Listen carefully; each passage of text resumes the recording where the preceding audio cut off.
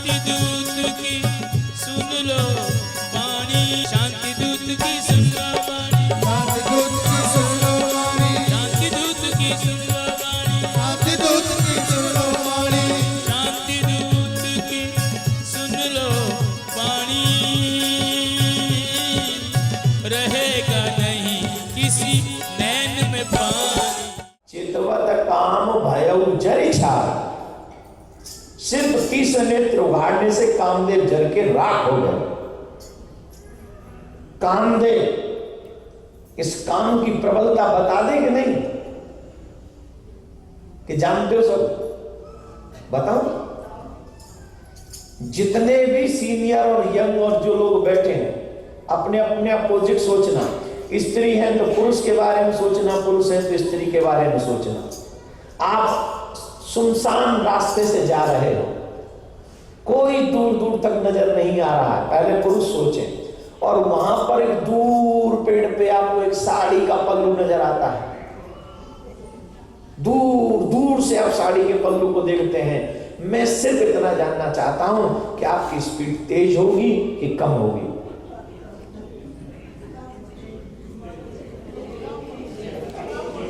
मैं माताओं से नहीं पूछ रहा हूं, हमारे पुरुष लोग नहीं, मैं इसके लिए एग्जाम्पल दे रहा हूं ना, मैं तो आपको साबित करना चाहता हूं। व्यासपीठ से सिर्फ टाइम पास के लिए कुछ नहीं कहा जाता, एक एक शब्द सच होता है। सिर्फ आप सबसे मुझे पूछना है, वहां दूर एक साड़ी का पल्लू आपको नजर आ रहा है, आपकी गाड़ी की स्पीड तेज हो जाएगी कि कम हो जाएगी?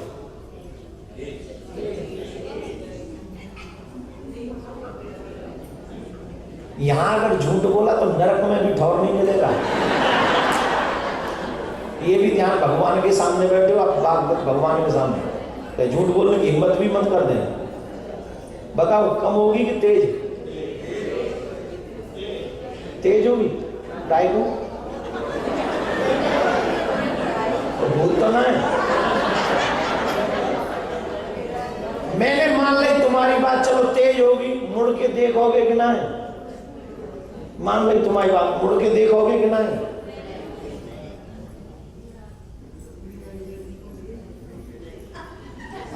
पांच माइल तक मुड़ मुड़ के देखेंगे कि आखिर हथुआ है वहां।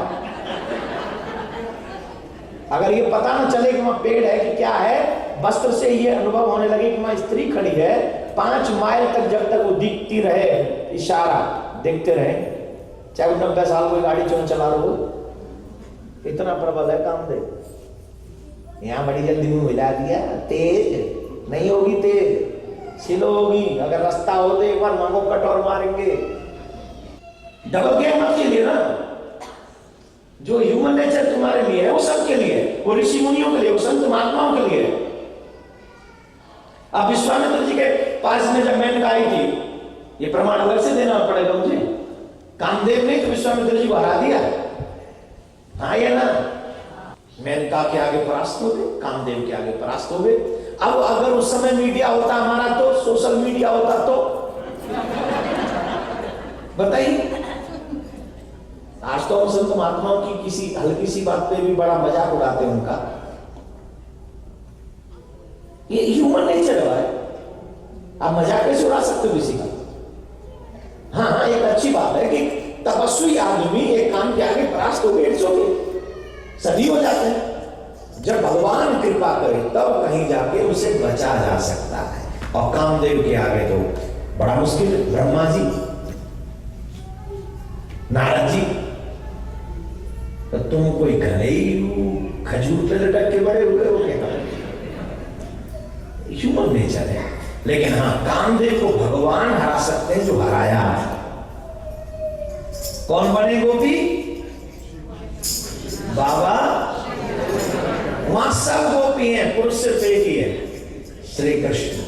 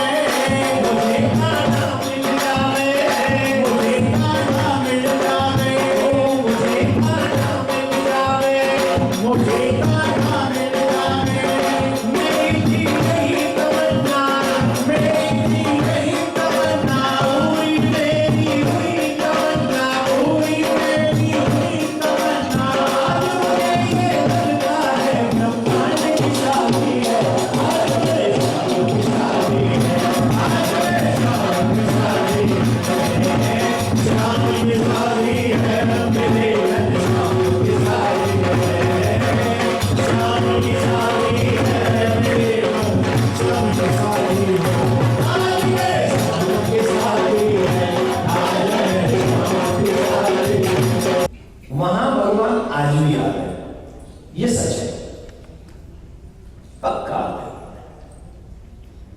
लेकिन उनके दर्शन करने, पहली बात तो दर्शन होंगे ही नहीं, तुम जाके छिप भी जाओ तो भी नहीं होगी, क्योंकि भगवान को ऐसा थोड़ी कि भगवान अनजान से पता नहीं कि कौन यहाँ है, और भगवान की सत्ता से भगवान को ही दर्शन देती है, जो भगवान जिसे चाहते हैं उसी को दर्शन होता है। वाई लगे, अगर तुम्हें गलती से भगवान की हल्की सी कृपा तुम पर हो गई और दर्शन हो गए, तो जिनको भगवान का दर्शन हो गया, क्या वो दुनिया में फिर किसी और को देखना चाहेगा? भाई ये दुनिया में कब तक प्यारी लगती है बताओ? ये तब तक प्यारी लगती है जब तक हमें सबसे प्यारा न मिल जाए। सगा खुद का बेटा बुढ़ापे में रोटी न दे, और मुंगोला बेटा कहे माता जी पूरा घर आपका है, जो कहोगी सो कर दूंगा। अब बताओ माता जी किसके साथ रहेंगे? क्यों रहेगी?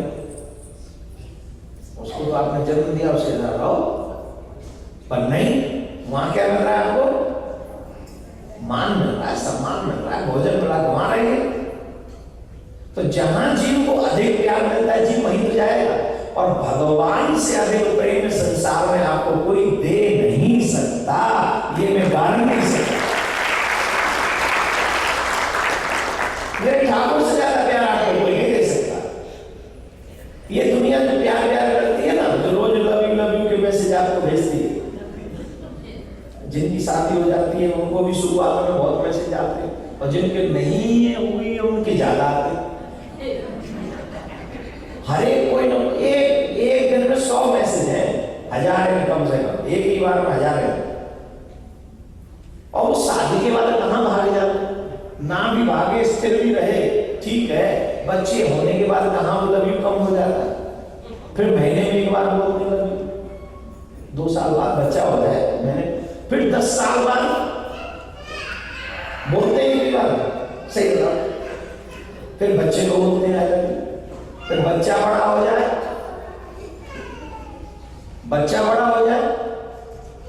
फिर बच्चे को भी नहीं बोलते, फिर नाती को बोलते। तो टाइमिंग के हिसाब से आपका प्यार तो बदलता ही है, लेकिन मेरे ठाकुर का प्यार नहीं बदलता। मेरा ठाकुर आपको प्यार करता था, करता है, करता रहेगा। इसलिए जिनको भगवान का साक्षात्कार हो जाए, उन्हें दुनिया में फिर और कुछ देखने की बात। अब तुमने हमको ऐसी जगह हटा दिया, जब तक इसे क्लियर न कर दे हम कथा नहीं शुरू कर सकते।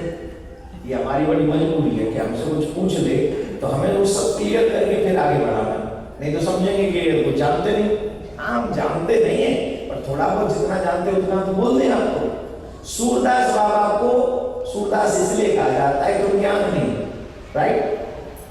किशोरी जी ने कृपा की, उनको आंख दे दी, और आंख देने के बाद, नेत्र देने के बाद किशोरी जी कहती है कि आप हमसे कोई वरदान मांग लो और जो चाहिए।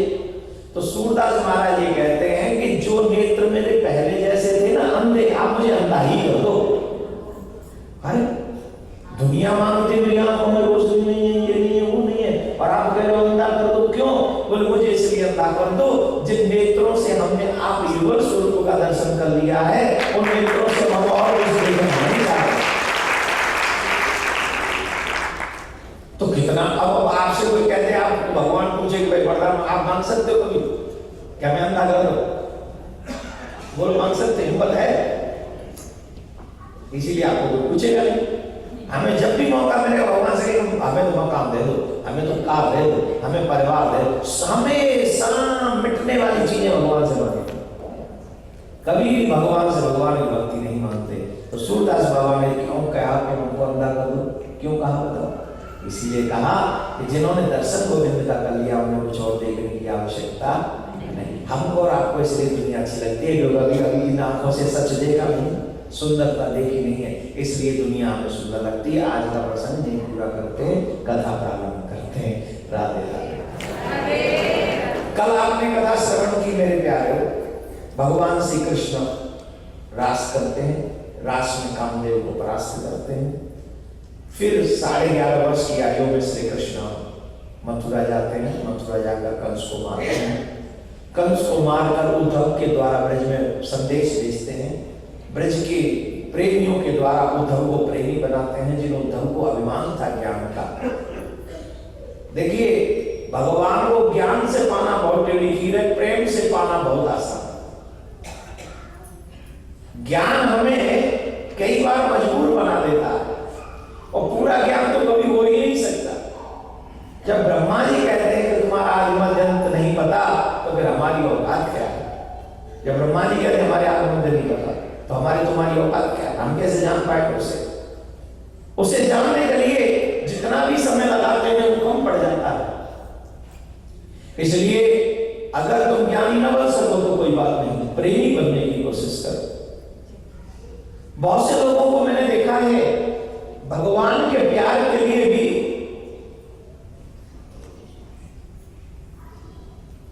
आपने कभी कुएं के मेंढक को देखा है? देखा नहीं? देखा?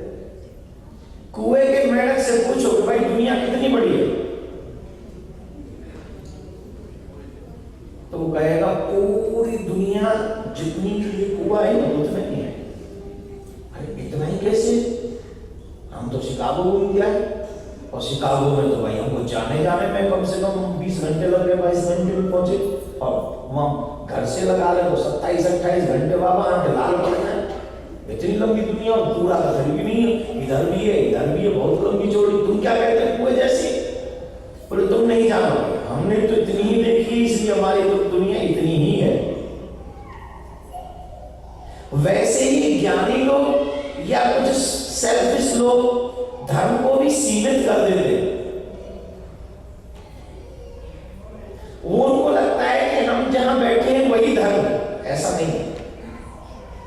आप धर्मात्मा किसे कहेंगे? सिर्फ अपने मम्मी पापा को जो पानी पिलाता हो उसे आप धर्मात्मा कहेंगे, और पड़ोसी के मम्मी पापा को अगर पानी की जरूरत है और उसे न पिलाए, अपने को दूध भी पिला रहा है, और पड़ोसी के मम्मी पापा को अगर पानी की जरूरत है और उसे वो पानी न पिलाए, जल न पिलाए, तो उसे आप धर्मात्मा कहेंगे कि अधर्मी कहेंगे? जवाब दीजिए, जोर से बोलिए। लेकिन वो तो यही सोच के आती है कि मैंने तो अपने मम्मी पापा को पिलाया, मैं क्यों पिलाऊं दूसरे को? उसकी जिम्मेदारी। एक दिन जब हमारी चर्चा हो रही थी सीनियर लोगों के साथ, आप सबके साथ बैठे थे, एक देवी जी थी, उन्होंने कहा कि हम तो शिकागो में अपनी सारी सोसाइटी निभाते हैं, तो क्या आपको नहीं लगता कि भारत के लोगों को भारत की जिम्मेदारी निभानी चाहिए? उन्होंने ऐसा हमसे कहा कि भाई हम लोग यहाँ सारी चीज को संभालते हैं, तो कम से कम जो भारत में लोग हैं वो तो भारत को संभाले।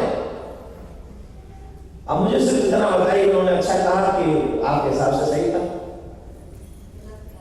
बताइए। मुझे नहीं पता कि आपको कैसा लग रहा है, लेकिन मैं आपसे एक प्रश्न पूछता हूं, अगर भारत के लोगों को भारत में ही रह के भारत संभालना चाहिए, तो आप यहां संभालिए, हमको कभी शिकागो में यूएस में आना ही नहीं चाहिए। हमें भारत की जिम्मेदारी मिली है तो अपनी जिम्मेदारी मानवाए। हम यहां कह रहे हैं यहां तो आप कर ही लोगे कथा, यहां तो आप कर ही लोगे ना, फिर हमारी तो मेरी क्यों? किसी भी भारत से आने वाले महात्मा की कथाकार की यह जरूरत नहीं है क्या? नहीं है ना? जरूरत नहीं। आप तो स्वयं कर लो, क्योंकि आपको यहां की जिम्मेदारी मिली है, हमको वहां की जिम्मेदारी मिली है।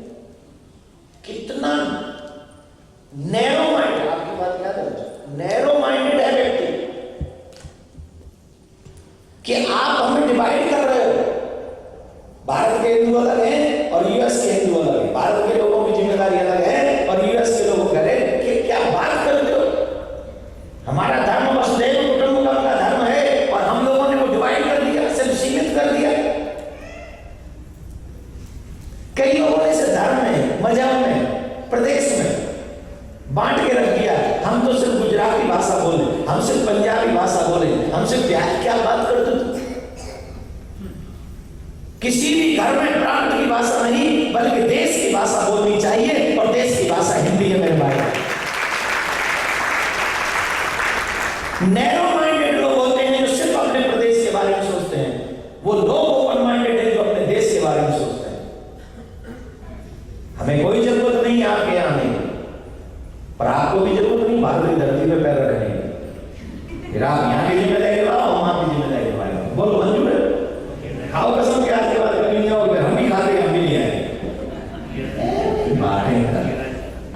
लेकिन हम लोग सब बिहार इंडिया या भारतीय, हमारी शान भारतीय होने में है, हमारा अपना नाम भारतीय होने में है। देखिए, मुझे कथा तो कहनी है और आज आखिरी दिन है,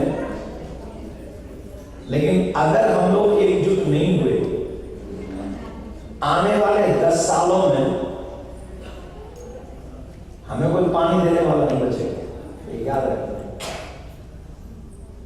न सिर्फ यहां, हमारे यहां भी, भारत में भी आने वाले 10 ईयर्स हम लोगों के लिए खतरनाक है। पूज्य महाराज श्री का स्वप्न विश्व में शांति और घर घर में भगवान के नाम का वास, इस संकल्प को एक महाअभियान बनाने का बीड़ा उठाया है श्रद्धेय शांति दूत श्री देवकी नंदन ठाकुर जी ने। भौतिकता के दौर में भटक रही युवा पीढ़ी को भी अपने महाअभियान से जोड़कर उनको भी भगवत भक्ति के रस से सराबोर करने का दृढ़ निश्चय किया है महाराज श्री ने। साथ ही विश्व शांति सेवा चैरिटेबल ट्रस्ट महाराज श्री के अध्यक्षता में अंतर्राष्ट्रीय स्तर पर भगवत भक्ति के प्रचार के साथ मानवता की सेवा के लिए भी प्रतिबद्ध है। जरूरतमंदों की सहायता और विषम परिस्थिति में महाराज श्री ने सदैव सबके लिए अपना हाथ बढ़ाया है। आप भी श्रद्धेय शांति दूत श्री देवकी नंदन ठाकुर जी के महाअभियान में अपना पुनीत सहयोग प्रदान कर सकते हैं। फाउंडर मेंबर 5,51,000 रुपए, समिति मेंबर 2,51,000 रुपए, कार्यकारिणी मेंबर 1,21,000 रुपए, सह कार्यकारिणी मेंबर 51,000 रुपए, आजीवन सदस्य 1,100 रुपए। आप अपना सहयोग विश्व शांति सेवा चैरिटेबल ट्रस्ट के भारतीय स्टेट बैंक मथुरा शाखा के खाता संख्या 3088094445 में जमा करा सकते हैं। मासिक पत्रिका शांति संदेश एवं महाराज श्री द्वारा गाए हुए सुंदर सुंदर भजनों की सीडी व श्रीमद् भागवत कथा एवं श्री राम कथा के डीवीडी सेट प्राप्त करने के लिए संपर्क करें। ज्योति music company, Shanti Seva Dham, Chhatikara, Vrindavan road, Vrindavan, Mathura, Uttar Pradesh. Phone number 0735111221, 0735111331। Delhi कार्यालय C5/90, first floor, sector 6, Rohini, Nai Delhi 110085। Phone number 01147564008। Mobile 9212210143। Website www.vssct.com, www.shantisevadham.in। Email info@vssct.com। Twitter DN/Thakur/G। Facebook Devaki Nandan Thakur ji VSSCT।